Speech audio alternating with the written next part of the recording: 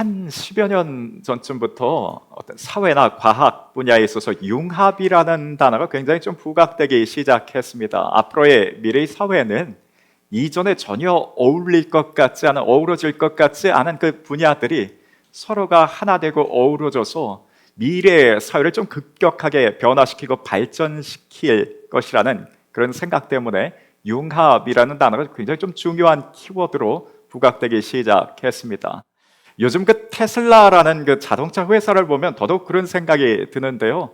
기존에 전통적으로 가지고 있던 자동차 제조업을 자동차 회사가 아니게 되었어요. 그 인공지능, 그 IT 그 산업과 연계가 되어서 그 과거의 그런 자동차 회사의 이미지가 아니라 이제는 사람을 원하는 곳으로 이동시켜 줄 수 있는 바퀴가 달린 로봇을 만드는 그런 회사라는 그런 이미지를 더 갖게 합니다. 얼마 전 기사를 보니까요, 그 사람을 이동시키는 범위가 이제는 땅 아래, 지상에서 지상이 아니라 우주에까지도 시도하고 있는 그런 우주선 발사를 시도하고 있다는 그런 기사도 보게 되었습니다. 뭐 이런 내용을 보자면 기존에 있었던 자동차 회사와는 전혀 다른 그런 회사가 되어졌습니다.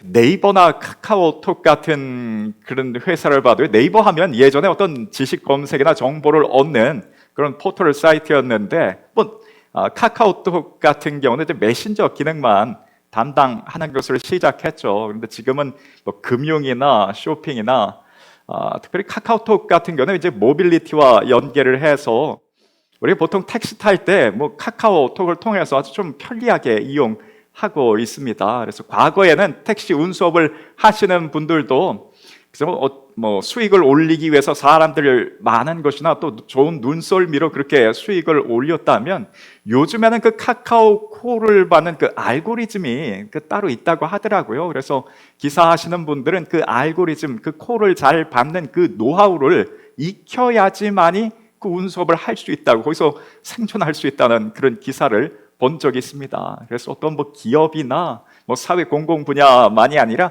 개개인에게서조차도 다른 분야와의 이런 융합이 이루어질 때 미래 사회에서는 생존할 수 있겠구나라는 그런 생각을 갖게 합니다. 몇 해 전 기사에서요, 우리나라의 아주 뭐 세계적인 유명한 그 BTS를 하는 그 그룹을 기획했던 방시혁 대표가 하이브 엔터테인먼트에서 그 게임 회사에 큰 규모의 그 투자를 한다는 그런 기사가 나왔어요. 이게 어떻게 보면 음악하는 노래 만드는 회사에서 왜 또 게임 산업까지 하게 되었는가라는 그 기사였었는데, 시혁 대표의 그 하는 말이 앞으로 미래 사회는 그 가상 공간에 대한 그 비중이 점점점 커질 텐데 가상 공간의 그 놀이터격인 그 게임 산업에 투자하지 않고서는 세계적인 회사가 될 수 없다는 그런 내용의 발표를 하더라고요.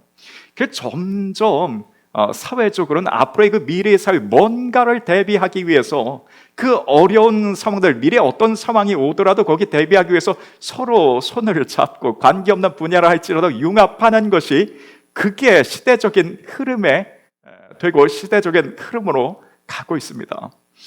그런데 이런 시대적인 흐름에 어떻게 보면 정반대로 역행하는 곳이 있는데, 안타깝게도 개신교가 요즘 그렇습니다. 교회가 그래요.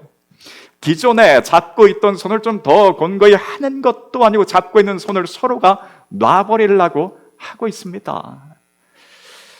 그 작년부터 어떤 정치적인 그 이견으로 인해서 좀 분열의 그런 조짐이 있더니 뭐 올해 이후에 좀 잠잠해질 법, 이젠 좀 잠잠해질 법 하기도 한데, 이젠 어떤 그냥 서로 다른 이견이 아니라 아예 다른 종교, 정치적인 견해에 따라서 각각 다른 종교처럼 나뉘어져 버렸어요. 이단처럼 여기는 것이 그게 요즘 생각들이기도 합니다.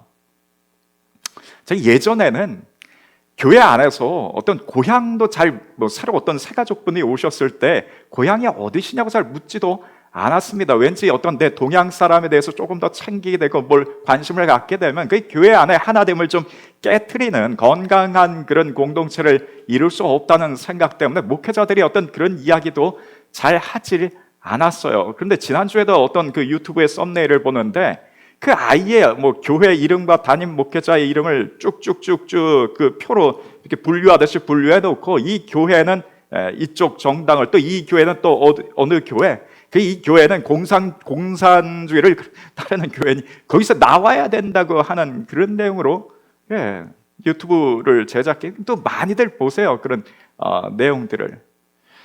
야, 이걸 보면서 참 사회적으로는 어떻게 해서든 하나 되고자 하는데 이 교회 왜 이렇게 되는가라는 거에 대해서 이게 하나님 아버지 입장에서 봤을 때 이게 어떤 마음이 들까라는 생각이 들더라고요.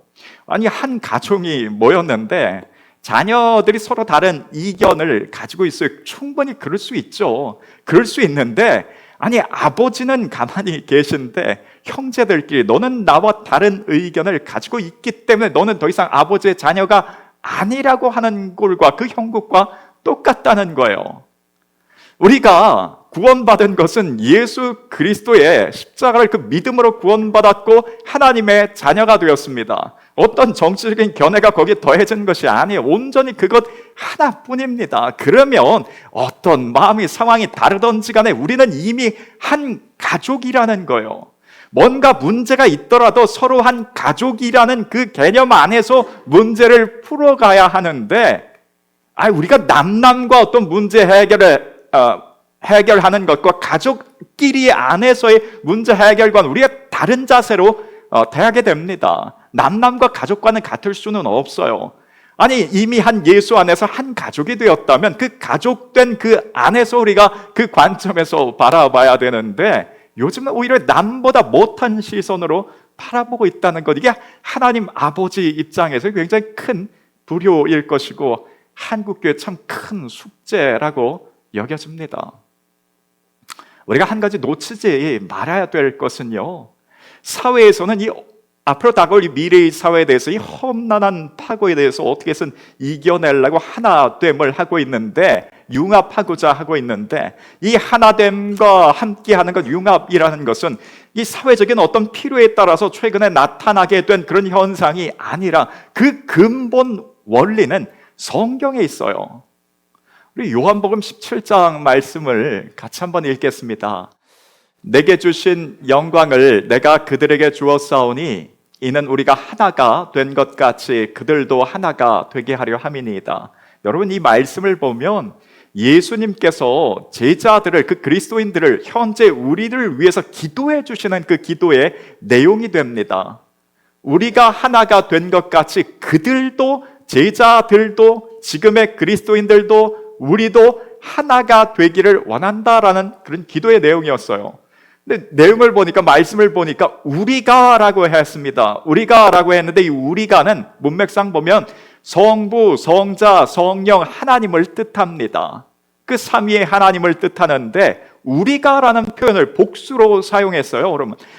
그러면 우리가 일반적으로 알고 있기는 하나님은 늘 한 분이시라고 하는데, 하나님의 한 분이 아니라 원래는 세 분이었는가라고 했을 때에, 그런데 하나님이 한 분이 아니라 그럼 세 분이라고 하면 될 텐데 그럴 수 없는 이유들이 있어요. 신명기 말씀 같은 데 보면 이스라엘아 들으라, 우리 하나님 여호와는 오직 유일한 여호와이시니라고 했고, 갈라디아서의 말씀에도 그 중보자는 한 편만 위한 자가 아니라 하나님은 한 분이라는, 그러니 신구약 성경에 보면 하나님을 세 분처럼 이야기한 것도 있고 하나님을 또한 명확하게 한 분이라고 설명한 그런 구절도 있어요. 그러면 하나님은 도대체 한 분이신가 세 분이신가, 이걸 뭐라고 정의를 해야 되는가? 이것을 정의한 그 단어가 하나 있는데 성경에도 없지만 이 내용을 한 단어로 짧게 삼위일체라는 단어로 요약을 시켜버렸어요. 이건 그냥 약속입니다. 하나님은 한 분이신데 삼위로 성부, 성자, 성령 각각 지정의 일을 따로따로 가지고 계신 이 성부, 성자, 성령 하나님께서 온전히 연합하여 하나를 이루고 있다고, 이걸 사람의 생각과 언어의 말로서 더 이상 뭔가 설명할 수 없어서 그냥 이렇게 약속을, 신학자들 안에서의 약속을 해버렸습니다. 삼위일체의 하나님이라고. 한 분, 하나님은 한 분이신데 삼위로 존재하시며 그 삼위의 하나님께서 온전하게 하나를 연합하여 하나를 이루고 계시다는 거예요.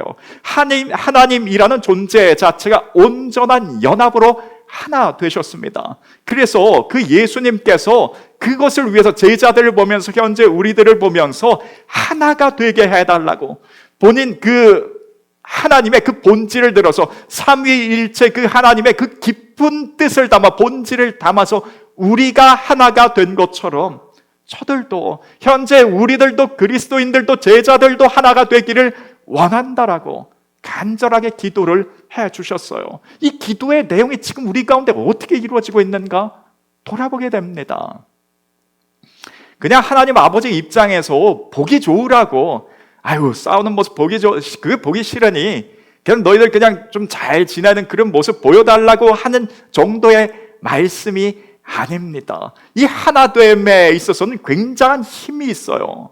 지금 각각 사회적인 상황에서도 기업들도 이 어려운 시기를 이겨내고자 해서 각각 연합하고 하나 되는 그 융합을 이루고 있습니다.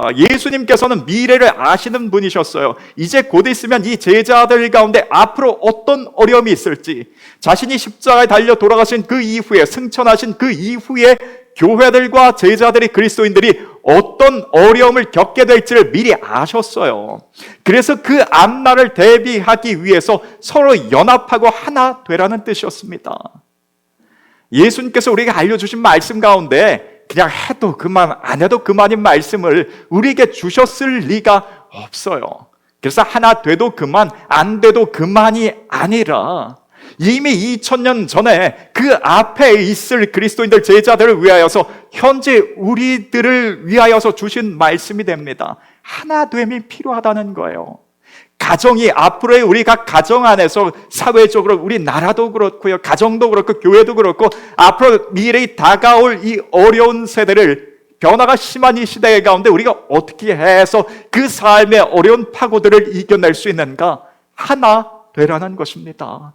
가정 안에서도 부부가 하나 되고 부모와 자녀가 하나가 되어지며, 교회 안에서도 하나가 되고 한국교회가 전체적으로 연합하고 하나가 되어질 때에 그 어려운 시간들을 이겨낼 수 있으니 그것을 위한 기도였어요. 제가 이 말씀을 오늘 좀 준비하면서 이거 정말 현재 요즘에 나타난 이 사회적인 상황을 보면서 사단이, 악한 영이 말하자면 이거 정말 제대로 한 10여 년 전부터 빌드업이라고 하죠. 하나하나 잘 이 모습을 결과물을 나오게 하기 위해서 이게 하나하나 쌓아갔구나라는 그런 생각이 들었습니다. 제가 10년 전에 설교했던 그 한 내용이 떠올라서 찾아보니까요, 정확히 딱 10년 됐더라고요. 그 내용 가운데 하나가 그 당시에 사회적으로 좀 유행했던 말이 혼밥족이었어요. 혼자 나홀로 생활하는 사람들이 많다. 혼밥족이라는 단어가 좀 유행했는데, 지금처럼 그 10년 전까지만 해도 지금처럼 식당 안에서 1인, 요즘에는 대학교 앞이나 어디 가면 한 반절 정도는 혼자 식사할 수 있게 아예 테이블이 마련되어 있더라고요. 그런데 그때만 해도 그렇지 않았었어요. 그래서 각각 혼자 밥 먹는 그 난이도 레벨 테스트 1단계부터 쭉쭉쭉쭉 그 난이도가 있었는데, 제가 웃으면서 설교 중에 성도들에게 좀 웃으면서 했었던 그런 내용이었어요. 요즘 이렇게도 생활하는 사람들이 있다고 웃으면서 했던 내용인데, 지금 보면 좀 어떻게 보면 좀 당연한 듯한 보이는 내용들이기도 합니다.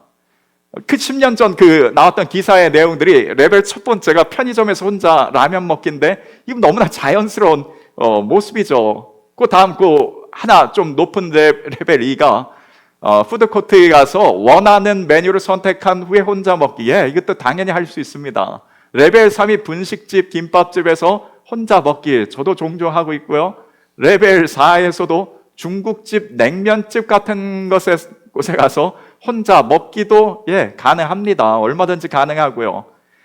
그 레벨 5번째가 일식집이나 이제 전문 요리집에서 혼자 먹기인데, 이건 조금 어색하기도 하죠, 요즘도. 왜냐하면 보통 손님들 대접하기 위해서 함께하는 가는 식사 요리집인데 혼자서 먹기는 좀 쉽지는 않습니다. 6번째 레벨이 고깃집에서 혼자 먹는 것인데, 딱 한 번 봤습니다. 저 한 번 봤어요. 낮에 갔는데 혼자 고기를 맛있게 구워 드시는 분 계시더라고요. 마지막 레벨 맨 위가 패밀리 레스토랑에서 혼자 먹는 것 쉽지는 않습니다. 근데 제가 이거 웃으면서 당시 10여 년 전에 그 성도들에게 웃으면서 이 이야기를 하면서 요즘 혼자 혼밥족이 느는 것처럼 교회 안에서도 그저 나 홀로 신앙생활하는 혼자 신앙생활, 혼밥족처럼 혼신족, 혼자 신앙생활하는 그런 사람들이 참 늘어나고 있는데 이 신앙의 건강에 있어서 좋지 못한 모습이라고 그런 얘기를 좀 드렸어요. 그래서 주일 예배 딱 한 번 참석하러 오시는데 안내위원과 딱 한 번 인사하고 나선 그 이후에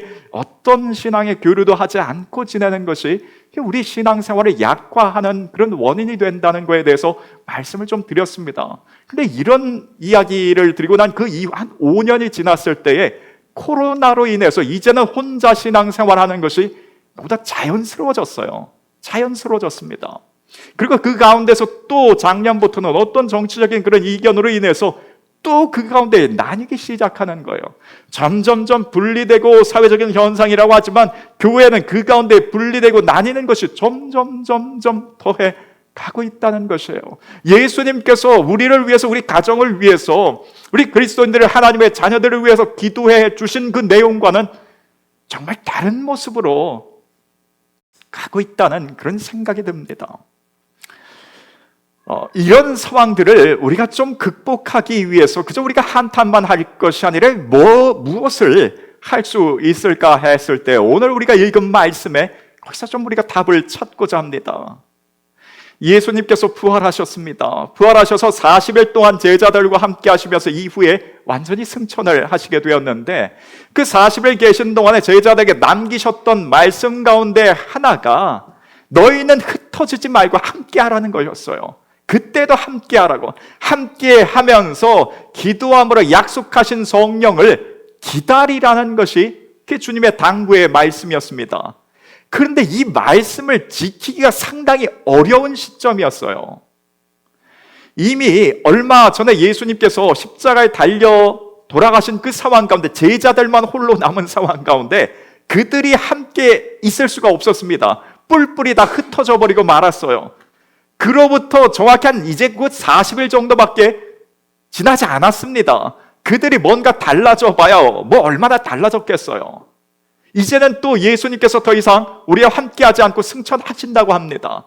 이제 우리는 더 이상 뭘 해야 되는가? 어디로 가야 되는가? 무엇을 해야 되는가? 물음표만 남았을 뿐입니다. 지금처럼 우리가 어떤 신앙생활에 어떤 서적이 된 교과서가 되는 성경이 있는 것도 아니고 신앙의 어떤 그런 책들이 남겨져 있는 것도 아니에요. 이제 앞으로 뭘 해야 되나 어떻게 해야 되는가에 대한 물음표만 남아있을 뿐이고 더더욱 큰 문제는 이것에 대해서 물어볼 수 있는 예수님이, 선생님이 우리 가운데 계시지 않고 이제 떠나신다는 거예요.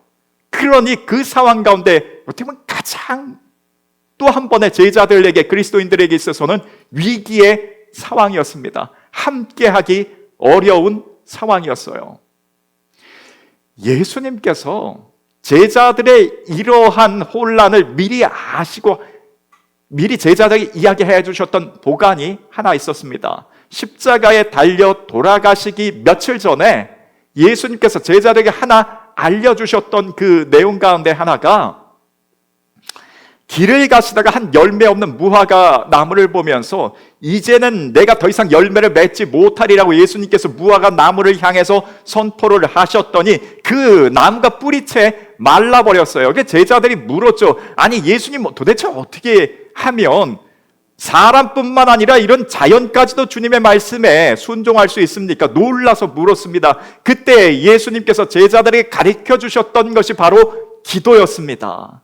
너희가 기도할 때에 의심하지 않고 믿음을 가지고 기도할 수 있다면 이 산이 들려 바다에 던져지라 하여도 그것이 너희에게 순종할 것이요 너희가 기도하는 모든 것을 받으리라고 예수님께서 알려주셨습니다. 예수님 얼마 후면 며칠 후면 그들과 떨어져야 될 것을 아셨어요. 그런데 내가 떨어진 이후에도 보이지 않는 그 상황 속에서도 마치 너희가 계속해서 함께 생활하는 것처럼 할 수 있는 그 통로가 있는데 그것이 무엇인가? 기도라는 것이었어요. 기도의 통로를 알려주시고 주님께서 승천하셨습니다. 그래서 이 제자들이 함께하기, 하나를 이루기 가장 힘든 그 시기에 이들이 오늘 무엇을 했는가? 오늘 다시 한번 사도행전 1장 13절부터 말씀을 보면 그들이 유하는 다락방으로 올라가니 베드로, 요한, 야고보, 안드레와 빌립, 도마, 바돌로메, 마태 및 알페오의 아들 야고보, 살롯, 시몬, 야고보의 아들 유다가 거기 있어 제자들과 11명의 제자들과 함께 여자들과 예수님의 어머니 마리아와 예수의 아우들과 더불어 마음을 같이하여 오로지 기도에 힘쓰더라. 모인 무리의 수가 약 120명이나 되었다라고 합니다. 놀랍습니다. 함께 있었던 무리가 120명이나 된다는 거예요. 예수님의 11 제자들을 비롯해서 예수님께서 십자가에 달리실 때 거기까지 따라갔었던 여인들과 부활의 그 현장 굴속을 찾아갔었던 여인들, 또 예수님의 어머니 마리아와 그 아우들까지 해서 120명이나 모였습니다. 그 당시에 이 사람들이 한 곳에 모여서 한 마음으로 하나 되기가 이게 쉬웠겠는가? 누구 하나 거기서 큰 소리 한번 냈더라면 우리 여기서 이렇게 있어서 이게 뭐 하는 거냐고, 이렇게 함께 모인다고 우리가 살 길이 있겠냐고.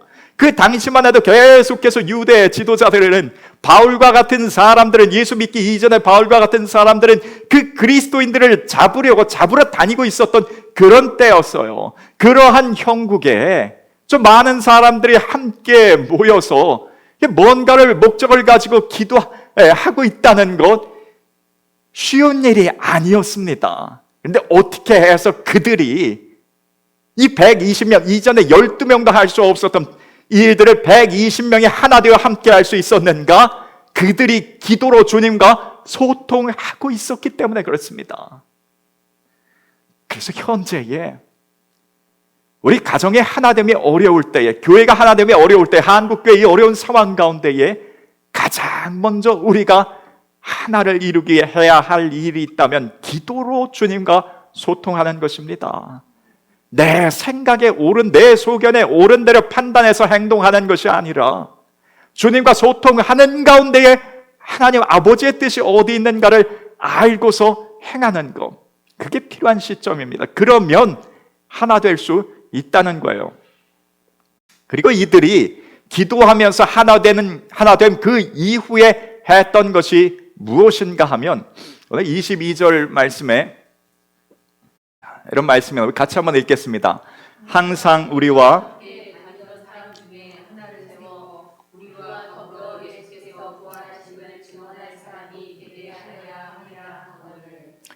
이 내용은 가론 유다가 스스로 자결한 그 이후에 한 명이 빠지게 된 그 사도의 자리를 보선하는 그 내용이 됩니다.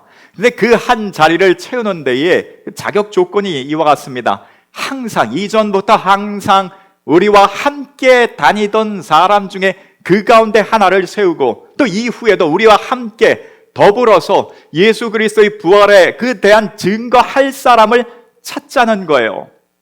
그 이전 앞에서도 기도와 그 120명의 기도의 자리, 그 현장에서도 그랬고요. 그 말씀에서도 나왔고요. 이후에 또 다른 사도를 세우는 이 자리에서도 반복되는 말씀이 있었어요. 그게 무엇이냐면 함께 더불어 하나 되어 라는 이 단어가 계속해서 반복됐습니다.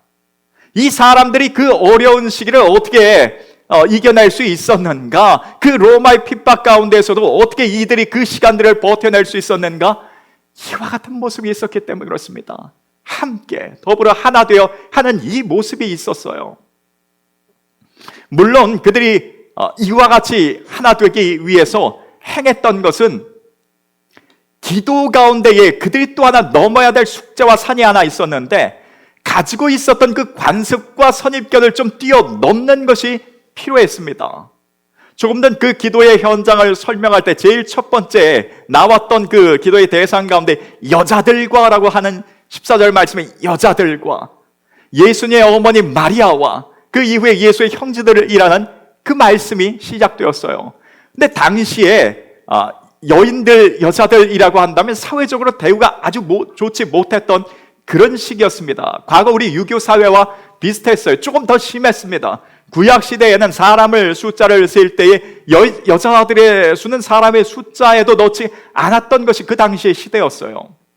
우리나라에도 처음에 그 일제 강점기 그 이전에 복음이 들어오고 교회가 세워졌을 때에 남자들 앉는 곳과 여자들 앉는 곳이 따로 떨어져 있었다라는 것 기록을 통해서 알고 있습니다. 근데 그 당시에 이들이 120명이나 되는 사람들이 그 가운데 하나가 함께 될 수 있었던 것은 그 자신들이 평소에 가지고 있었던 그 관습을 뛰어넘어서 그 기도의 무리를 설명할 때에 여인들을 가장 먼저 앞에 내세웠습니다. 여자들과 예수님 어머니 마리아라고 이야기를 했어요.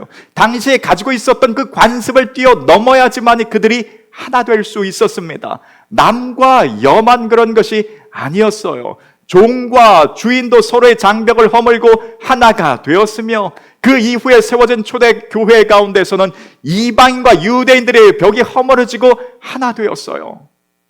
사도들 안에서도 자신들의 먼저 예수님과 지난 3년 동안 함께하고 지냈었던 그 기득권을 먼저 앞세웠다면 이후에 새롭게 들어온 사람 마띠아와 함께하기란 어려웠을 것입니다. 그런데 그들이 그 모든 것을 허물고서 모든 생각과 선입견 관습들을 허물고 나서야 하나 될 수 있었어요. 현재 우리도 마찬가지입니다. 우리 가지고 있었던 우리 어떤 정치적인 이념과 다른 생각들로 인해서 그 모든 내 생각들이 좀 그 장벽들이 허물어질 수 있어야 하나 될 수 있습니다. 그 하나 된 곳에 드디어 어떤 역사가 일어났는가? 이후에 2장에 보면 성령께서 강하게 임재하는, 권능으로 임재하는 그 역사가 그 하나 된 현장 가운데에 나타나게 됩니다. 우리 개인적으로 볼 때에 개인적인 어떤 성향에 따라서 혼자 일을 참 잘하시는 분들이 있어요. 함께하는 건 좀 어려운데 혼자서는 일을 잘하시는 분이 계십니다. 그건 얼마든지 직업적인 면에서 혼자 일하시는 것을 택해서 하시면 괜찮습니다. 그런데 교회에서 신앙생활을 할 때에는 일을 잘하는 것보다 더 중요한 것이 무엇인가 하면 하나 되는 것이 참 중요합니다. 예전 우리 교회에서 늘 말씀드리다시피요, 뭔가를 하나를 더 잘하기, 구제나 선교나 전도 뭔가를 더 하나를 잘하기 위해서 교회 안에서 좀 다툼이 있고 시끄러워지고 싸워야 한다면 숫째 그 일을 하지 않고서 잘 지내는 것, 하나 되는 것이 훨씬 더 낫다고 그랬어요. 왜냐하면 그 하나 된 곳에 누가 임재하시는가? 성령 하나님께서 임재하시기 때문에 그렇습니다. 그 하나 된 곳에 성령 하나님께서 임재하시고 그곳을 통하여서 전 세계의 복음이 확산되는 그 놀라운 역사의 출발점이 그 하나 된 장소에서부터 일어났다는 거예요. 현재에도 그 하나 된 가정에 성령께서 임재하시고 힘을 주실 것이며, 그 하나 된 교회에 성령께서 함께 하시고 임재하실 것입니다. 작은 교회일수록, 어려운 상황일수록, 그래서 더 성령의 임재와 능력이 간절할수록 우리가 해야 될 것은 하나 되는 것입니다. 그 하나 되는 곳에 힘이 있고 성령 하나님께서 임재하십니다. 이것을 위해서 우리가 기도할 것은 물론 이거니와, 우리 가지고 있었던 어떤 관습들, 선입견들도 좀 허물고 내려놓을 수 있기를 원합니다. 어떤 정치적인 그런 부분뿐만이 아니라 우리가 교회 안에서의 믿지 않는 그 세대들, 믿지 않는 그 젊은 세대들이 볼 때 교회를 좀 좋지 않게 보는 시선 가운데 하나가 직분, 교회 안에서의 직분이더라고요. 우린 그냥 익숙해져 있기 때문에 장로님, 권사님, 집사님, 안수 집사, 서리 집사, 이후에 성도님 이렇게 쭉 이야기를 하는데, 우리는 익숙해져 있지만 그 교회 생활에 익숙하지 않은 분들이 볼 때는, 아니 사회에서도 대리, 과장, 부장, 차장 이런 직급이 쭉 있는데 교회 가서도 여전히 그 직급대로 움직이는 게 그대로 보인다는 거예요. 이게 교회를 볼 때 좀 좋지 않은 시선이 되더라고요. 그래서 우리 가운데서도 때로 직분, 하나님 앞에 받은 그 직분이라는 굉장히 귀한 직분이고 한 헌신된 자리이지만, 그것이 혹이라도 교회 안에서의 어떤 분열이나 나눔이나 되지 않기를 위해서 우리가 애써야 될 것이며, 또 어떤 교우들을 볼 때 어떤 직업이나 소득, 학력 이런 수준들을, 이런 상황들을 가지고 우리 교회 안에서 나뉘는 것 혹이라도 보이지 않을까 참 조심해야 될 것입니다. 교회는 하나 될수록 그 가운데 힘이 생기며 그곳에 성령 하나님께서 임재하십니다. 원하기는 그 동일한 역사가 우리 가정 안에서도 이루어질 수 있기를 원합니다. 더 사랑 안에서 가족들이 하나 되는 그 모습을 아버지 하나님께 보여드릴 때 성령께서 그 가정마다 임재하고 역사할 것입니다. 요즘 젊은 어린 또 자녀들을 볼 때 저희 가정도 그렇지만요, 함께하고 더불어 하는 것이 좀 힘든 세대이기도 합니다. 저희 둘째 같은 경우도 이제 중학교 입학하는 그 딱 첫 해에 코로나가 이제 시작이 되다 보니까 3년 내내 제대로 교우 관계를 제대로 하지 못했었던 것이고 자라나는 세대더라고요. 그래서 혼자 하는 것은 익숙한데 함께 더불어 뭔가 하는 거에 대해서 어려움을 느끼고 있는 것이 요즘 또 어린 세대이기도 합니다. 그 가운데 가리키고 힘쓰고 기도해 줘야 될 것은 같이 어우러져서 뭔가를 할 수 있는 그 자녀들이 되기를 위해서, 그래야지만이 그것이 힘을 얻을 수 있으며 하나님 앞에 사용되어지는 참 귀한 은혜들로 연결되어지기 때문에 그렇습니다.